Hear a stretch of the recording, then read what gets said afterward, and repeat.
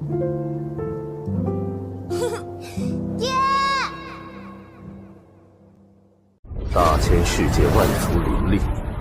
semuanya, kembali lagi dengan saya, siap untuk melanjutkan kisah yang membuat bulu kuduk merinding. Di episode sebelumnya, kita menyaksikan Xiaoyan mempertaruhkan segalanya. Dengan 3 jantung api yang menyala di tangannya, dia menghadapi sosok misterius dari alam lain. Sosok yang kehadirannya saja sudah cukup untuk membuat kota bergetar ketakutan. Dengan tekad membara, Xiaoyan menggabungkan kekuatan ketiga jantung api itu, menciptakan Angry Buddha Lotus yang maha dahsyat, sebuah jurus pamungkas yang bahkan bisa menghancurkan dirinya sendiri. Namun, Xiaoyan tahu, inilah satu-satunya cara. Dengan sekuat tenaga, dia melemparkan Indi Lotus itu ke arah sosok misterius. Detik berikutnya, ledakan maha dahsyat mengguncang segalanya. Cahaya menyilaukan menelan kota, dan suara gemuruhnya memekakkan telinga. Ledakan, Angry Buddha Lotus Flame, mengguncang segalanya. Debu dan asap mengepul, menyelimuti kota dalam kegelapan. Semua orang terdiam, terpaku, tak percaya dengan kekuatan yang baru saja mereka saksikan. Namun, di tengah kekacauan itu, sesuatu yang aneh terjadi. Origin Ki di sekitar justru melonjak, berubah menjadi energi murni yang memancar ke segala arah. Mereka yang tadinya ketakutan, kini mulai merasakan kekuatan baru mengalir dalam diri mereka. Dengan ragu, mereka mendekat, menyerap energi itu untuk memperkuat diri.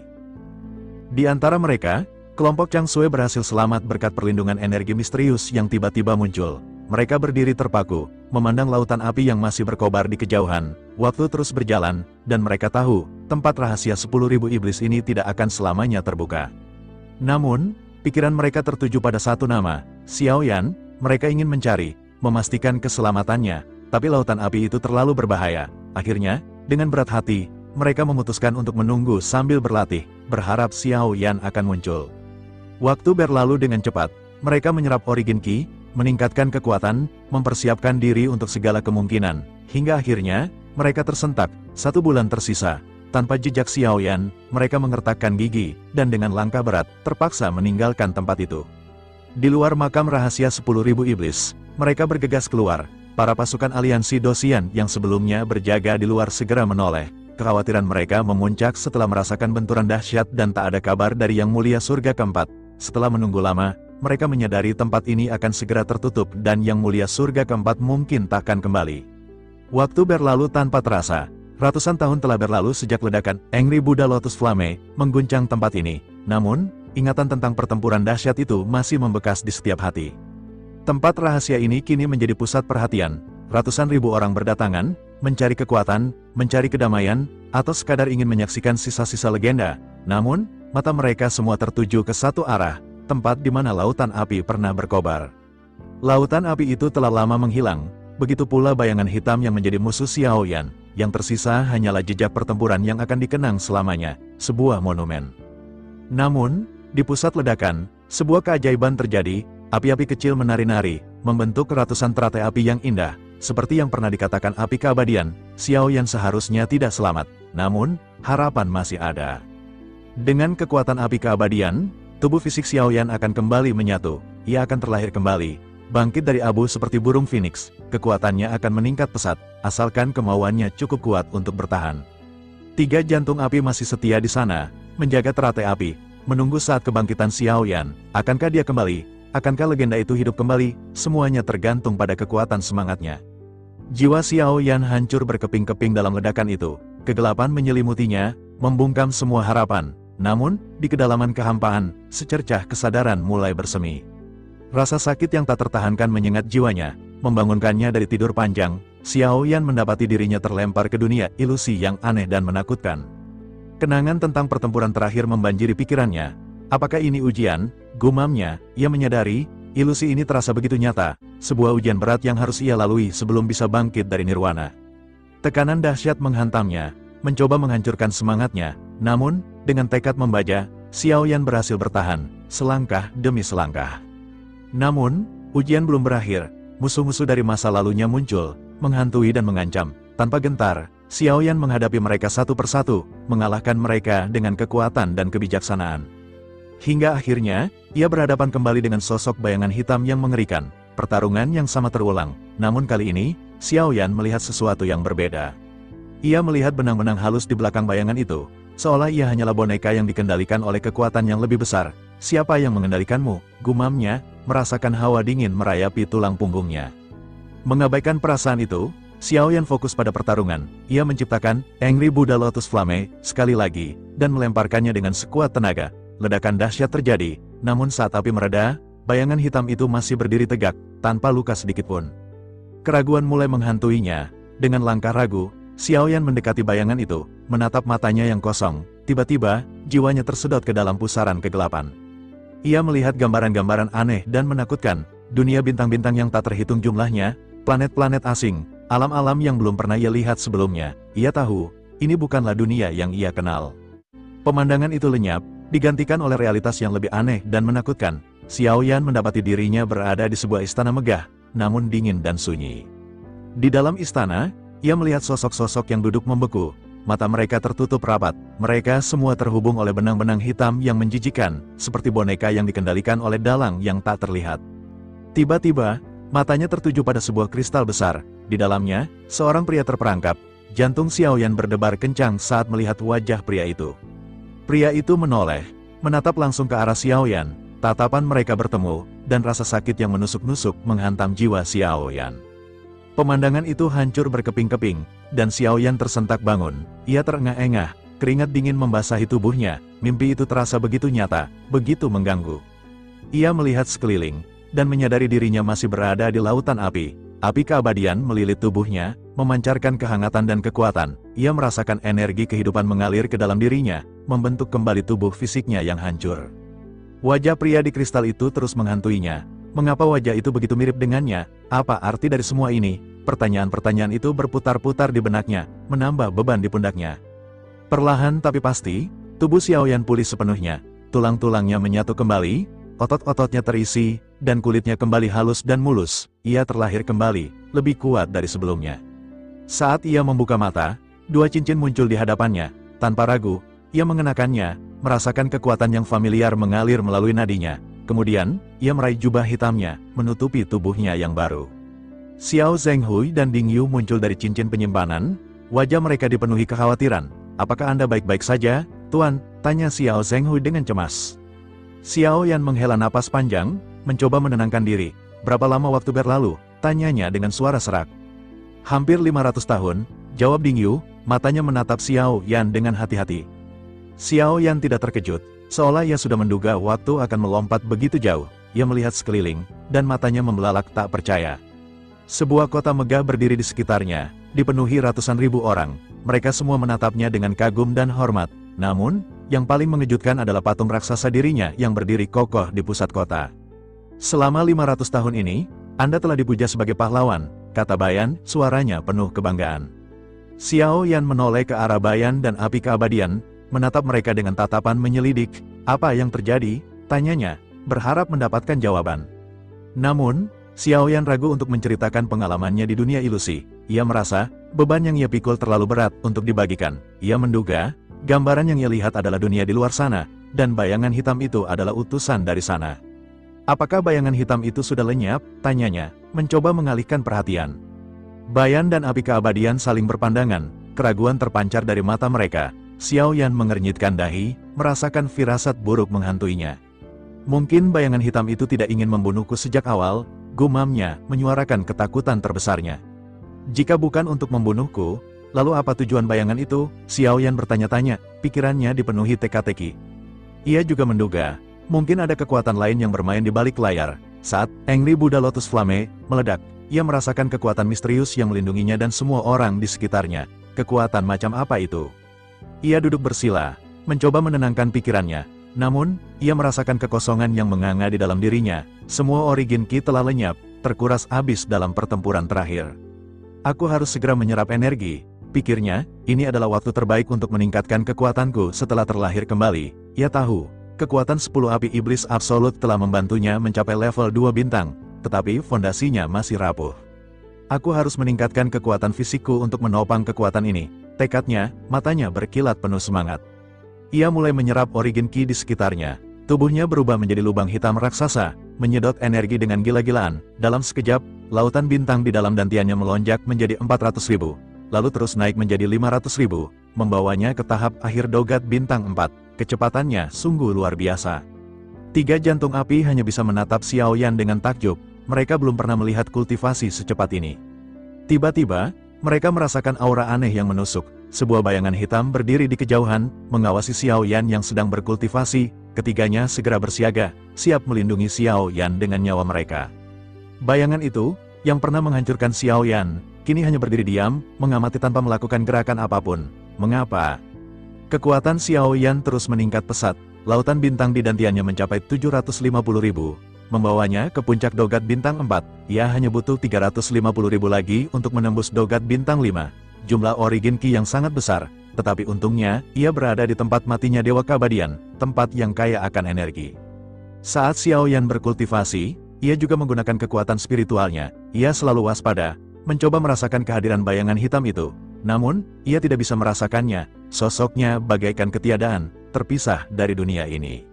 Meskipun aku tidak bisa merasakannya, aku tahu ia masih ada di sini, pikir Xiao Yan, instingku mengatakan, bayangan hitam itu belum musnah. Tiba-tiba, terdengar gemuruh yang memekakkan telinga, aura kekuatan yang dahsyat terpancar dari tubuh Xiao Yan, mengguncang seluruh kota, awan petir tebal berkumpul di langit, menyelimuti segalanya dalam kegelapan.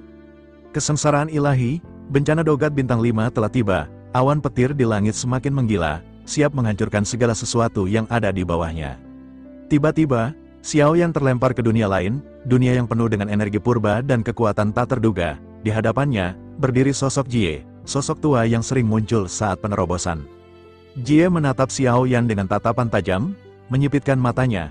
Mengapa keberuntungan dari tubuh dewa asli menghilang dalam dirimu? Tanyanya dengan suara berat. Xiao Yan tersenyum masam, merasakan kepahitan di lidahnya. Aku juga tidak tahu. Jawabnya, klon dewa asli sepertinya telah dicuri. Jie mengangguk, seolah ia sudah menduga hal ini. Kemudian, ia memberitahu Xiao Yan untuk bersiap menghadapi kesengsaraan dogat bintang 5. Ini adalah ujian terberat yang pernah kau hadapi, katanya. Lingkungan di sekitar Xiao Yan berubah drastis dalam sekejap. Ia terkejut saat melihat bayangan hitam yang sama kembali muncul di hadapannya, menghalangi jalannya. Ini bayangan yang tadi, gumamnya tak percaya. Bagaimana mungkin ia bisa berada di sini? Sebelum Xiao Yan sempat bereaksi, bayangan itu menyerang dengan ganas, menebaskan pedang hitam raksasa ke arahnya. Xiao Yan menyadari, ia harus lolos dari kesengsaraan ini, atau ia akan mati. Ia mengertakkan gigi, memutuskan untuk kembali menggunakan Angry Buddha Lotus Flame, ini adalah satu-satunya harapannya. Namun, hal tak terduga terjadi, pedang hitam itu menembus teratai api dengan mudah, seolah itu hanyalah mainan belaka. Kemudian, pedang itu membelah tubuh Xiao Yan menjadi dua, darah menyembur ke segala arah. Bayangan itu terus mengayunkan pedangnya, mencabik-cabik tubuh Xiao Yan hingga terpotong-potong. Xiao Yan merasakan sakit yang luar biasa, namun ia tidak bisa berbuat apa-apa. Jiwa Xiao Yan melayang, hanya bisa menyaksikan kehancuran tubuhnya. Bayangan itu kemudian menusuk jiwanya dengan pedang hitamnya. Xiao Yan merasakan ketakutan yang luar biasa, sebelum jiwanya hancur berkeping-keping. Tiba-tiba, waktu berhenti berputar, pertempuran yang mengerikan itu kembali ke awal, seolah tidak pernah terjadi. Xiao Yan kembali berdiri di hadapan Jie. Kebingungan dan ketakutan bercampur aduk di dalam hatinya. Apakah kau akan memberiku kesempatan lagi? Tanya Xiao Yan dengan suara gemetar, berharap ada secercah harapan. Jie menatap Xiao Yan dengan tatapan serius, seolah menimbang sesuatu. Orang lain tidak akan kuberikan kesempatan ini, jawabnya. Tapi kau akan mengemban beban yang sangat besar. Untuk mengalahkan makhluk ini, kau butuh lebih dari sekadar kekuatan. Aku akan memberimu kesempatan sampai kau benar-benar bisa mengalahkannya, lanjut Jie, suaranya penuh tekad. Xiao Yan mengernyitkan dahi, mencoba memahami apa yang sedang terjadi. Apakah dia dari dunia ini? Tanyanya, berharap mendapatkan jawaban yang jelas. Jie menggelengkan kepalanya, dia dari masa depan, jawabnya singkat. Xiao Yan terkejut mendengar jawaban itu. Masa depan? Apakah dia berarti masa depan dari dunia ini? Tanyanya lagi, memastikan pendengarannya tidak salah. Jie mengangguk, bisa dipahami seperti itu, jawabnya. Xiao Yan menghela napas panjang, mencoba mencerna informasi yang baru saja ia terima. Kalau begitu, bisakah kau beritahu kelemahannya? Tanyanya, berharap ada celah yang bisa ia manfaatkan. Jie menjelaskan, dia tidak punya tubuh maupun jiwa. Dia seperti lubang hitam di luar angkasa, kau tahu cara menembusnya. Xiao Yan tercengang mendengar penjelasan itu. Bayangan itu benar-benar unik, makhluk yang belum pernah ia hadapi sebelumnya. Ia tidak ingin membuang waktu lagi, ia harus segera bertindak. Dalam kesengsaraan dogat bintang 5 ini dia harus melawan sosok bayangan itu lagi. Ia segera bergegas menuju bayangan itu, mempersiapkan diri untuk pertempuran yang akan datang. Ia teringat, dalam pertempuran sebelumnya, bayangan itu selalu menjaga jarak, ia harus mendekat, menghancurkan pertahanannya. Namun, tekanan yang ia rasakan semakin kuat, mencoba menghancurkan semangatnya, ia mengubah seluruh kekuatannya menjadi pertahanan, melindungi dirinya dari serangan yang akan datang. Ia membuat klon bayangan, mencoba mengelabui lawannya, klon-klon itu menyerbu ke arah bayangan itu. Namun dengan cengkeraman tangannya yang sangat mengerikan mampu menghancurkan bayangan-bayangan sosok Kaisar Xiaoyan, yang menimbulkan ledakan yang sangat mengerikan. Xiaoyan mengertakkan gigi, merasakan bahaya yang mendekat, ia menciptakan ratusan teratai api di belakangnya dan meledakkannya, menggunakan gelombang kejut sebagai pendorong, ia semakin dekat dengan bayangan itu, semakin dekat dengan tujuannya. Bayangan itu menyadari niat Xiaoyan, dan mulai mundur, mencoba menjaga jarak. Xiaoyan terus mengejar, mencoba meraih bayangan itu, mencoba mengakhiri pertempuran ini. Dengan sekuat tenaga, Xiaoyan mengulurkan tangannya, mencoba meraih bayangan itu, tangannya menembus tubuh bayangan itu, namun ia tidak menyerah, ia terus meningkatkan kekuatannya, memompa energi ke dalam setiap ototnya. Bayangan itu melesatkan jarum-jarum hitam ke arah Xiaoyan, mencoba menghentikannya, jarum-jarum itu menembus tubuh Xiaoyan, merobek kulitnya dan menguras vitalitasnya. Xiaoyan memuntahkan darah, merasakan tubuhnya melemah, namun tekadnya tak tergoyahkan.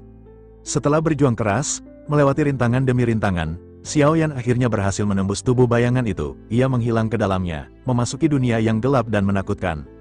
Ia tiba di sebuah tempat yang tersembunyi, sebuah ruangan kecil yang berwarna merah darah, ruangan itu dipenuhi pembuluh darah yang berdenyut-denyut, terhubung ke sebuah kantung darah yang besar, di dalam kantung itu, ada sosok tubuh kecil yang meringkuk, seperti bayi yang belum lahir. Xiaoyan mendekat, merasakan hawa dingin merayapi tulang punggungnya, tiba-tiba, tentakel merah tajam melonjak keluar dari kantung darah, menyerang Xiaoyan dengan ganas. Dengan mudah, Xiaoyan menghancurkan tentakel-tentakel itu, namun ia tidak bisa menghilangkan perasaan jijik yang menyelimutinya.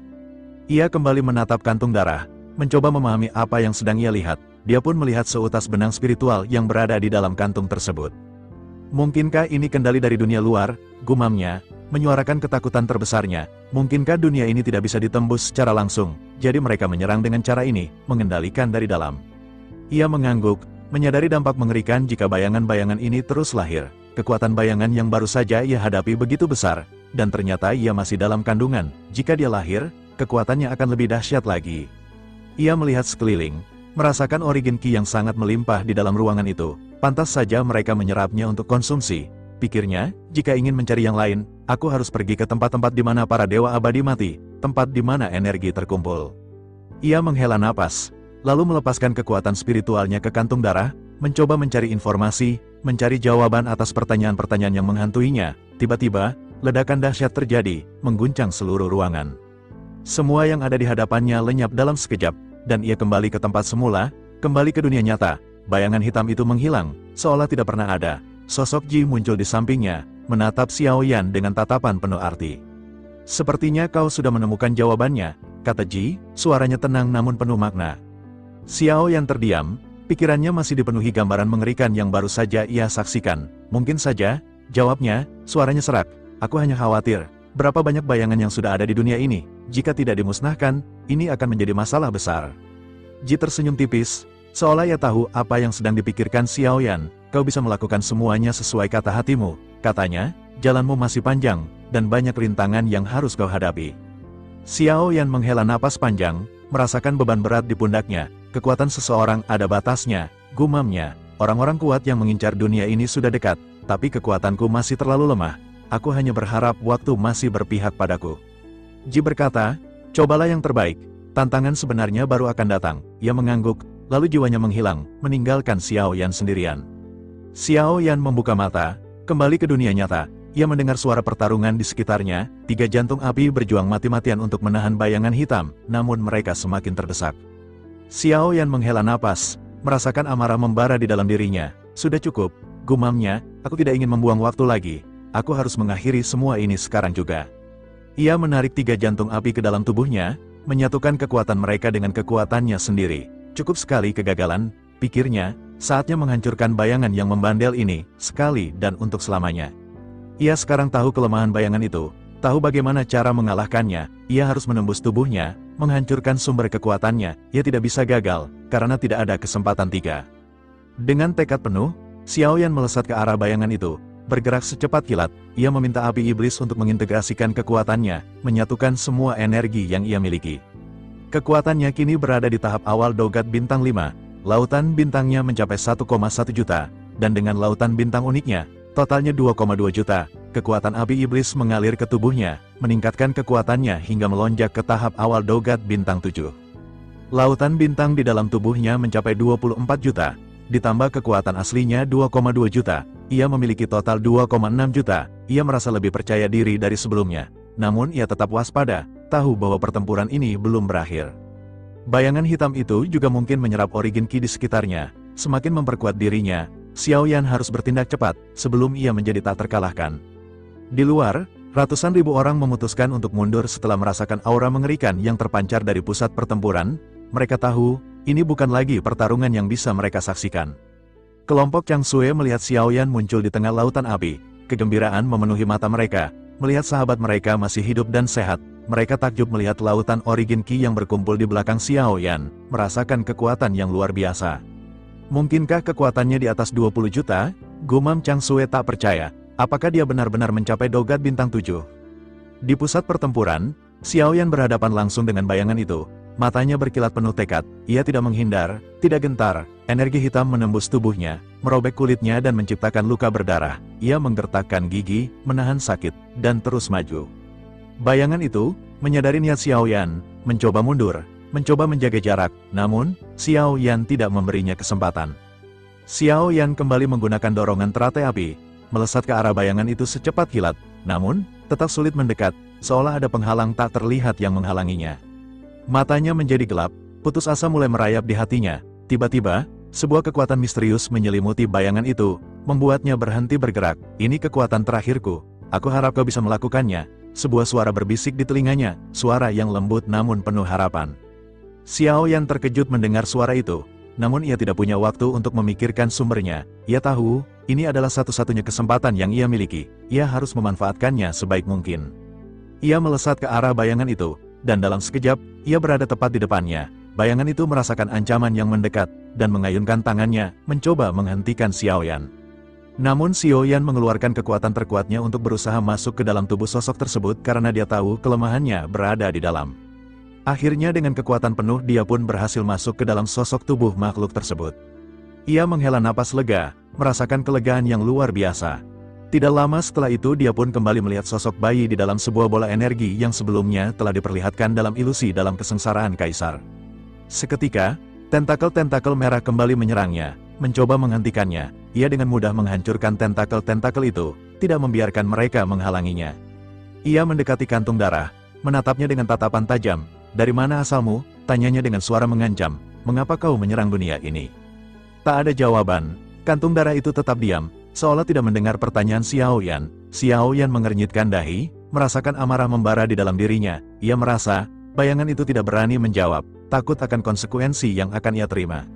Ia memutuskan untuk menggunakan pencarian jiwa, mencoba membaca pikiran bayangan itu. Namun, saat ia menyentuh kantung darah, ia merasakan sakit menusuk di jiwanya, seolah ada sesuatu yang mencoba melindunginya. Kekuatan spiritualnya terpental, tidak mampu menembus pertahanan itu. Dia punya perlindungan jiwa, gumamnya kesal, merasakan kekecewaan yang mendalam. Ia mengangkat pedang beratnya, mengangkatnya tinggi-tinggi ke udara. Petunjuk tidak lagi penting, teriaknya, aku akan menghancurkanmu, sekali dan untuk selamanya. Ia melesatkan teknik pedang berat pelahap guntur api ke kantung darah, melepaskan seluruh kekuatannya dalam satu serangan yang dahsyat. Ledakan dahsyat terjadi, mengguncang seluruh ruangan. Lautan api membakar segala sesuatu yang ada di sekitarnya, mencoba menghancurkan kantung darah itu. Ketika api menghilang, kantung darah itu masih utuh, tidak terluka sedikit pun. Sebuah penghalang transparan melindunginya, menahan serangan Xiao Yan. Xiao Yan mengertakkan gigi, merasakan frustrasi yang mendalam. Ini perlindungan terakhirnya, gumamnya. Ia menghela napas, menyadari bahwa tekniknya tidak lagi cukup untuk menghancurkan kantung darah itu. Aku harus kembali ke pagoda pemurnian untuk mendapatkan keterampilan baru, kekuatan yang lebih besar, pikirnya. Sebuah ide berani menyala di benaknya, merebut tubuh lawannya. Ia tahu, di balik wujud bayangan hitam itu, tersembunyi kekuatan dahsyat yang mampu mengancam dunianya. Jika ia berhasil mengendalikan tubuh itu, Xiao Yan bisa menyusup ke dunia asal bayangan, mencari tahu kelemahan mereka, dan menghentikan invasi yang akan datang. Namun, ide itu sama berbahayanya dengan menjanjikan. Xiaoyan tidak yakin apakah tekniknya akan berhasil melawan entitas sekuat ini. Tiba-tiba, gelombang kekuatan tak terlihat menyapu ke arahnya, sebuah serangan mental yang kuat. Xiaoyan menyeringai, menyadari bahwa sosok di dalam kantung darah itu memiliki pemikiran yang sama. Perebutan tubuh. Pertarungan pikiran telah dimulai. Mereka berdua terikat dalam duel psikis yang berbahaya. Jika Xiaoyan menang, ia akan mendapatkan informasi vital tentang musuhnya. Jika kalah, tubuhnya akan dikendalikan oleh bayangan hitam, dan dunianya akan berada di ambang kehancuran. Tanpa ragu sedikit pun, Xiaoyan mengambil risiko itu. Tidak ada waktu untuk keraguan, hanya tekad yang membara. Ia melancarkan serangan mentalnya dengan sekuat tenaga. Bayangan hitam, yang sombong dengan kekuatannya, tidak menyadari bahwa Xiaoyan memiliki kartu truf, kekuatan dewa jahat, kekuatan langka dan kuno itu, diwariskan kepadanya melalui garis keturunan, adalah senjata rahasia yang bisa membalikkan keadaan. Perebutan tubuh yang tak terlihat pun mencapai puncaknya. Keduanya melepaskan kekuatan spiritual mereka, berusaha merebut kendali atas tubuh masing-masing. Energi bertabrakan dalam pusaran yang memekakkan telinga, mengancam untuk merobek realitas itu sendiri. Tiba-tiba, semuanya menjadi sunyi. Mereka berdua jatuh ke dalam ilusi, terperangkap dalam dunia yang diciptakan oleh pikiran masing-masing. Xiaoyan menemukan dirinya di alam aneh, ingatan yang bukan miliknya membanjiri pikirannya, potongan-potongan kehidupan orang lain yang tiba-tiba menjadi miliknya. Ia melihat kotak kristal hitam besar, berkilauan dengan energi gelap, dan barisan panjang orang-orang yang berbaris di depannya. Mereka adalah orang-orang dengan status terendah, para budak dan orang buangan yang ditakdirkan untuk melayani penguasa yang kejam. Tanpa sadar, jiwa Xiaoyan menempati salah satu tubuh di kerumunan itu. Ia merasakan kekuatannya menghilang, digantikan oleh kelemahan dan keputusasaan. Tiba-tiba, beberapa kilatan pelangi muncul di langit, memecah kesuraman dunia ilusi. Salah satu sosok yang bersinar berkata dengan suara yang bergema, "Penguasa kegelapan telah memberi kita kesempatan untuk terlahir kembali. Dunia Taiksu telah binasa, tetapi di dunia baru, kita akan menemukan penebusan." Tubuh yang ditempati Xiaoyan melangkah maju, tertarik oleh janji kelahiran kembali. Sosok-sosok itu melambaikan tangan mereka, dan barisan orang-orang itu menghilang dalam kilatan cahaya. Tiba-tiba Xiaoyan pun terbangun dan dia pun dan orang-orang yang sebelumnya telah di dalam sebuah kristal masing-masing yang sedang menyerap kekuatan yang sepertinya mereka telah dijadikan boneka-boneka untuk bertarung ke dunia lain untuk dalam penyerangan. Adegan itu terasa familiar, seolah-olah ia pernah mengalami ini sebelumnya. Sebuah suara bergema di sekelilingnya, dalam dan kuno, "Ini adalah kerinduan akan kehidupan," kata suara itu. "Energi dunia Taiksu telah habis. Hanya dengan mencari dunia baru, kita akan menemukan kelahiran kembali." Sosok itu melanjutkan, suaranya penuh harapan dan putus asa. Setelah ingatan itu berakhir, Xiaoyan pun kembali ke dalam pertarungan melawan sosok dalam gumpalan energi tersebut. Hanya dia yang sadar, ia ingat kata-kata untuk menemukan dunia baru untuk dilahirkan kembali. Tiba-tiba Xiaoyan pun menyentuh sosok misterius itu yang sepertinya sosok yang berada di dalam gumpalan energi ini. Dia telah kalah oleh Xiaoyan karena sekarang dia telah tidak bergerak. Xiaoyan dengan rasa penasaran dia pun menyentuh sosok spiritual tersebut. Tiba-tiba, beberapa berkas cahaya datang dan tubuhnya terasa sangat lemah, dan kesadarannya pun muncul di sebuah alam lain. Dan anehnya dia pun masuk ke dalam tubuh sosok yang sebelumnya dia kalahkan, dan ini adalah sosok tubuh aslinya yang berada di dalam dunia lain, yang ternyata Xiaoyan pun berhasil masuk ke dalam dunia lain tempat orang-orang yang mengendalikan bayangan hitam tersebut sebelumnya. Beberapa sosok mendekatinya dan bertanya mengapa ia bangun. Xiaoyan hanya bisa mengangguk atau menggeleng, ia berpura-pura bingung. Mereka memutuskan untuk membawanya ke tempat pengasingan. Saat mereka menyeretnya, sebuah suara memerintahkan mereka untuk berhenti. Mereka menoleh, melihat seorang wanita dengan jubah putih mewah dan mahkota emas ungu. Ia adalah putri ketiga. Ia menatap Xiaoyan yang lemah. Jiwa Xiaoyan berada dalam tubuh bayangan hitam yang akan direbut, sehingga kesadarannya tetap jernih. Xiaoyan merasa familiar dengan wanita ini. Sang putri berkata ingin nyawa orang. Sang putri, dengan langkah gemetar, mundur menjauhi Xiaoyan. Bibirnya bergetar saat mengakui bahwa alasan dibalik penyelamatannya adalah rasa ingin tahu yang menggelitik tentang dunia indera, sebuah dunia yang baginya mungkin hanya sebatas cerita pengantar tidur. Aku hanya ingin tahu," ucapnya. Nada bicaranya berusaha meremehkan, seolah menyangkal kemungkinan Xiaoyan menaruh harapan padanya. Xiaoyan mengangguk, senyum pahit tersungging di bibirnya. "Tentu saja, mana mungkin seorang putri jatuh cinta pada seorang pecundang sepertiku." Kilatan amarah melintas di mata sang putri. Alisnya bertaut tajam. Orang yang berbicara seperti itu akan berakhir menjadi debu yang beterbangan ditiup angin. Xiaoyan mengangkat bahu, sikapnya acuh tak acuh. "Apakah Tuan Putri pernah menginjakan kaki di dunia indera?" tanyanya, mencoba mengalihkan topik pembicaraan. "Aku yang akan bertanya, dan kau yang akan menjawab," balas sang putri, nada suaranya dingin dan menusuk. Xiao Yan menyipitkan mata, menantang, apakah Tuan Putri ingin mendengar tentang dunia indera, atau bertanya pada seseorang yang berasal dari sana? Sang putri menatapnya dengan intensitas yang membuat jantung Xiao Yan berdebar. Apakah kau tahu banyak tentang dunia indera? Tanyanya, kata-katanya menggantung di udara seperti ancaman yang tak terucapkan. Xiao Yan menegakkan tubuh, matanya memancarkan keyakinan yang tak tergoyahkan. Aku tahu segalanya, jawabnya, suaranya mantap dan penuh arti. Apakah kau tahu sosok bernama Xiao Yan? Tanya sang putri, tatapannya menusuk langsung ke dalam jiwa Xiao Yan. Jantung Xiao Yan berdegup kencang, keterkejutan melintas di wajahnya, namun ia dengan cepat menguasai diri. Ia mengangguk, menjawab dengan tenang, aku tahu. Kemudian, ia balik bertanya, apakah Tuan Putri mengenalnya? Sang putri tidak menjawab, malah terus mencecarnya dengan pertanyaan. Senyum misterius menghiasi bibir Xiao Yan. Long Yi baik-baik saja, ucapnya, kata-kata yang bagaikan bom yang meledak di tengah keheningan. Mata sang putri membelalak, keterkejutan tergambar jelas di wajahnya. Ia mundur selangkah, tubuhnya bergetar. Siapa kau sebenarnya? Tanyanya, suaranya nyaris tak terdengar. Xiao Yan tertawa kecil, nada suaranya mengejek namun penuh kelembutan. Tentu saja aku mengenalnya. Aku tidak menyangka QQ telah berubah menjadi gadis secantik ini. Oh, QQ, naga biru kecil yang dulu ku kenal, kini telah kembali ke dunianya dan menjadi seorang putri. Kamu QQ, kan? Kalau bukan karena tanda di antara alismu, aku mungkin tidak akan mengenalimu.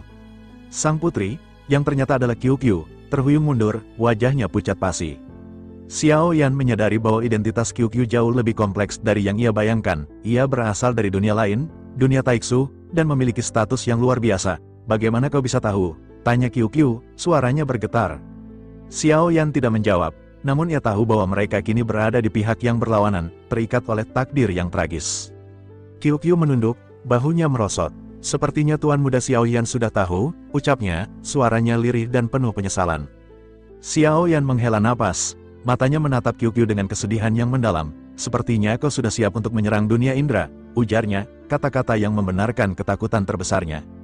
Tubuh QQ bergetar hebat, air mata mulai mengalir di pipinya. Serangan ini tidak akan melibatkan orang-orang dari tim Fearless, ucapnya, suaranya tercekat. Ia melanjutkan, dunia indera hanyalah salah satu target, ada dua dunia lain yang juga menjadi incaran.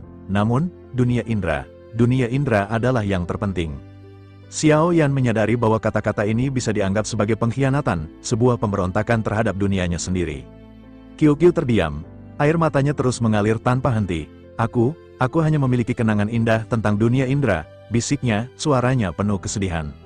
Xiao Yan menghela napas panjang, hatinya terasa berat, tapi bagaimanapun juga, tempatmu ada di sini, ujarnya, mencoba menghibur QQ meskipun ia tahu bahwa kata-katanya tidak akan mampu menghapus luka di hatinya. QQ terdiam, seolah menahan kesedihan yang tak tertahankan. Xiao Yan ingin bertanya lebih banyak, ia tahu bahwa pertanyaannya akan menyentuh rahasia dunia Taiksu, namun ia harus melakukannya, ia harus tahu apa yang akan terjadi pada dunia indera. QQ mengangguk, air matanya masih terus mengalir, tentu saja, tapi kau hanya punya waktu singkat, aku akan membunuhmu setelah ini, jika tidak, semuanya akan terungkap, ucapnya, suaranya dingin dan tanpa emosi.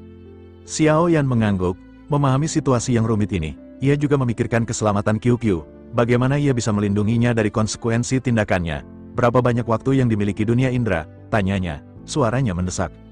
Tidak lebih dari 10.000 tahun, jawab QQ, suaranya lirih dan penuh keputusasaan. Alis Xiao Yan berkerut, ia tidak menyangka waktu yang tersisa begitu singkat. Ia bertanya lagi, apakah mereka semua menggunakan metode invasi seperti ini? QQ menggelengkan kepala, ini hanyalah salah satu cara mereka. Dan Taiksu bukan satu-satunya yang ingin menyerang dunia indera, jawabnya, mengungkapkan fakta yang lebih mengerikan. Xiao Yan terkejut mendengar pengakuan itu. QQ melanjutkan, mereka hanya mencari sesuatu. Dikatakan benda ini bisa menghentikan segalanya. Xiao Yan berpikir keras, mencoba memahami apa yang dimaksud QQ. Mungkinkah yang dia maksud adalah pagoda pemurnian di tubuhku, gumamnya dalam hati, menyadari bahwa ia mungkin memegang kunci untuk menyelamatkan dunia indera. Atau justru menjadi penyebab kehancurannya. Seberapa yakin kau bahwa dunia Taiksu akan menyerang dunia Sensi?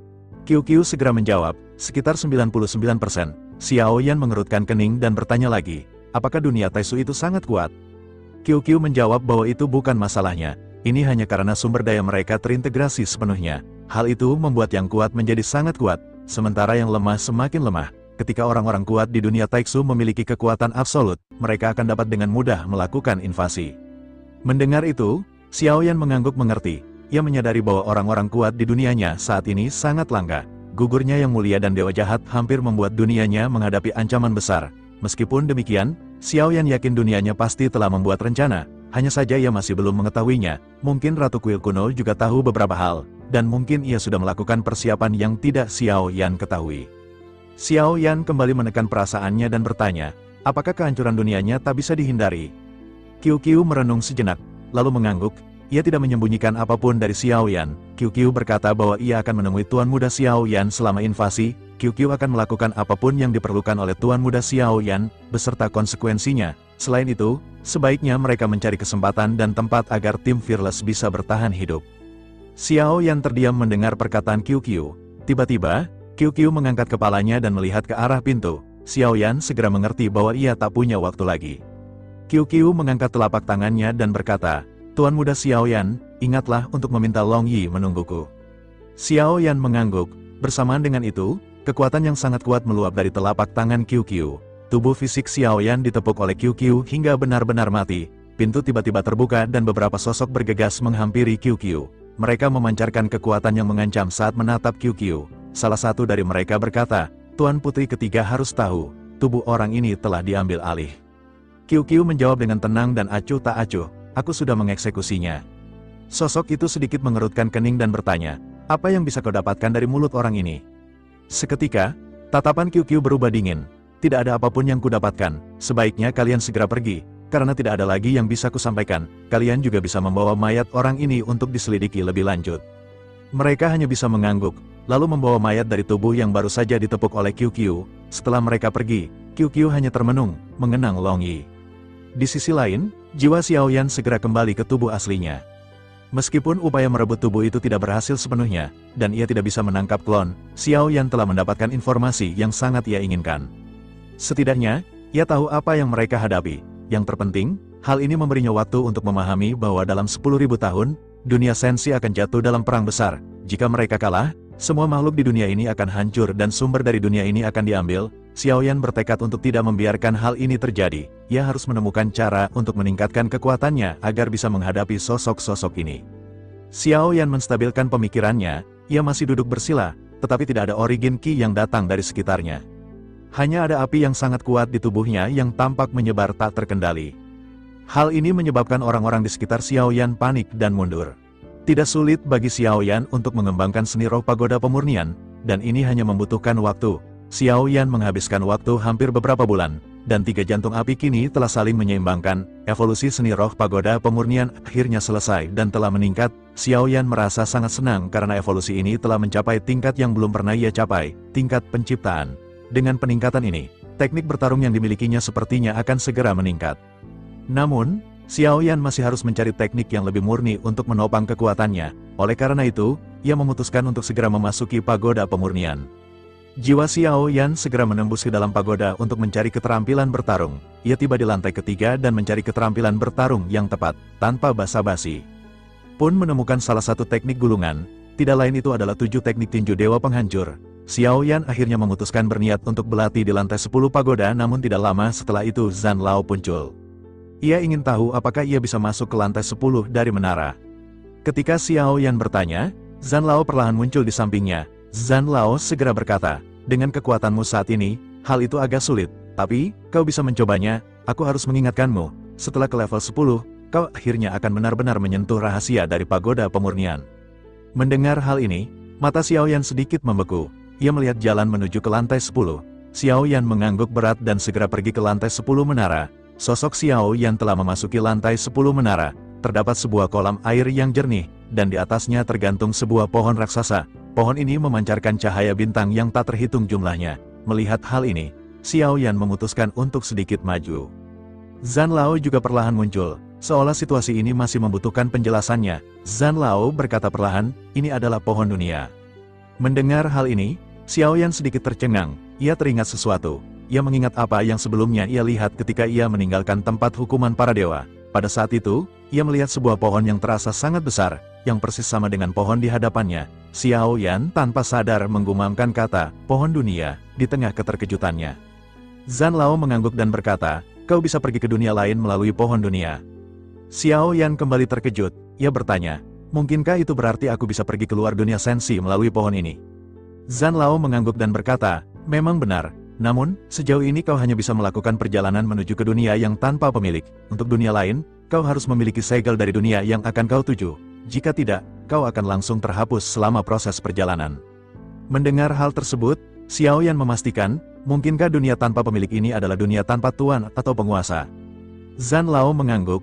Xiao Yan mengerti apa yang dimaksud oleh Zhan Lao. Namun, ia berpikir bahwa jika semua orang bisa pergi ke dunia tanpa pemilik, ia khawatir ini akan menjadi seperti dunia yang luas, kekurangan sumber daya, dan mungkin hanya masalah waktu sebelum menjadi gurun dan hancur. Xiao Yan kembali bertanya, jika begitu, bukankah dunia tanpa pemilik ini akan dipenuhi dengan kehancuran?